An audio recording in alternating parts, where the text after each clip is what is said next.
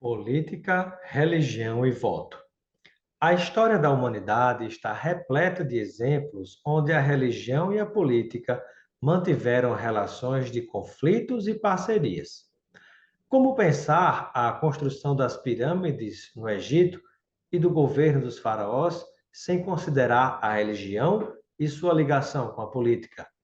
O que dizer da independência da Índia sem a atuação de Gandhi ou da coroação de reis e rainhas sem a presença da Igreja Católica ou protestante? E a decisão política do genocídio de 6 milhões de judeus? Nesses e em tantos outros casos, está configurada de maneiras diferentes a relação entre poder, política e religião, e os exemplos seguem variando de guerras santas a ataques terroristas, descobrimentos de novos mundos, bem como sua invasão e colonização.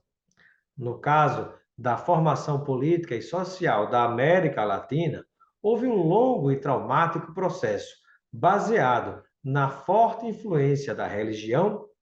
No Brasil, a Igreja Católica, aliada à coroa portuguesa, por exemplo, patrocinou massacres contra indígenas, que já foram considerados até sem alma,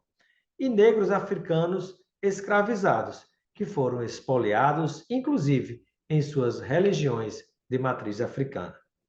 Não é por acaso que até hoje a religião católica é presença maciça entre os brasileiros, embora tenha perdido espaço para fiéis que abraçam outras igrejas, como evangélicas, protestantes, pentecostais e neopentecostais, e para os que não possuem religião ou são ateus.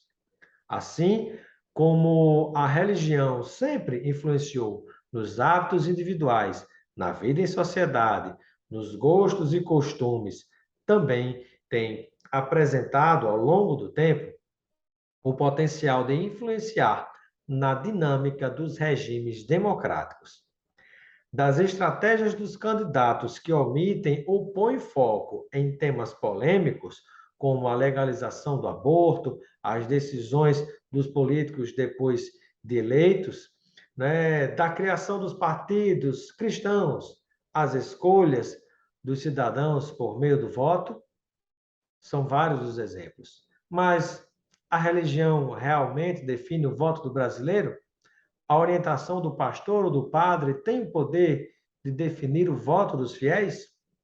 O que as pesquisas mostram é que o envolvimento das igrejas com a política tem variado ao longo do tempo no Brasil, com a atuação de modo mais explícito ou formal, ou indireto e mais discreto. A diferença também tem ocorrido entre as próprias igrejas. Por exemplo, a católica, que já desempenhou um papel mais ativo nos processos eleitorais, vem diminuindo este hábito, ao passo em que evangélicas, as igrejas evangélicas, especialmente as neopentecostais, têm participado cada vez mais de modo explícito, recomendando o voto do tipo irmão vota em irmão, fundando partidos políticos e lançando pastores como candidatos com direito a apoios declarados dentro dos templos. Não é por acaso que hoje existe no Congresso Nacional Brasileiro a chamada bancada da Bíblia. O voto em um partido ou em um candidato se dá, entre outros fatores, pela ativação de identidades desse eleitor, e a religião, como a classe e o gênero, é um dos componentes que pode mobilizar esta identidade,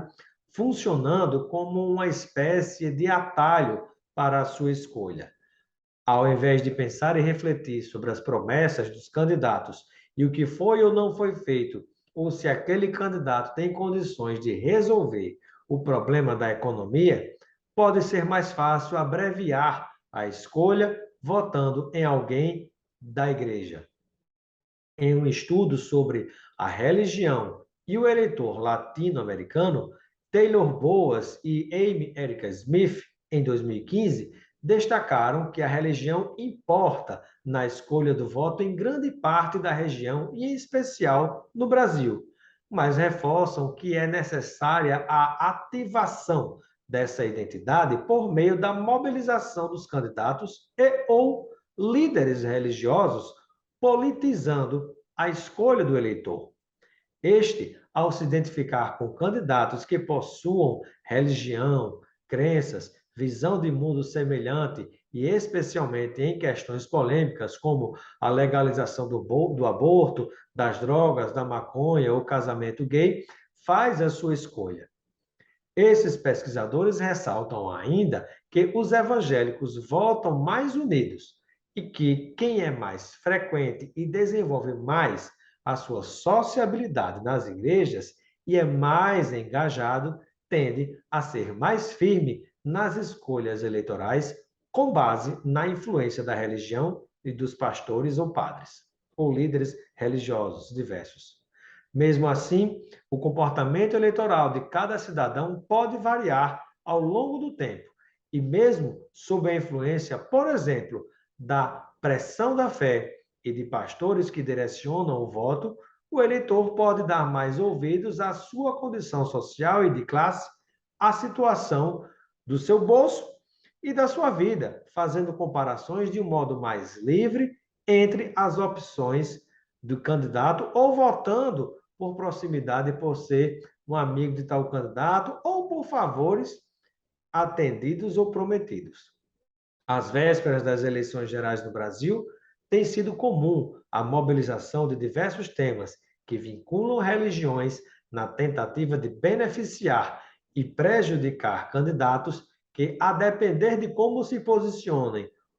do que defendam, por exemplo, podem perder votos em bloco, em massa, em quantidades expressivas. Se isso é suficiente para definir eleições, há que se avaliar cada caso, cada processo eleitoral, pois esse voto não necessariamente segue linhas ideológicas e claras e varia bastante, podendo em um momento algumas pessoas apoiam um candidato e em outra eleição rejeita completamente aquele candidato. Mas, de fato, a influência é visível e pode ser amplificada em caso de eleições apertadas, muito acirradas.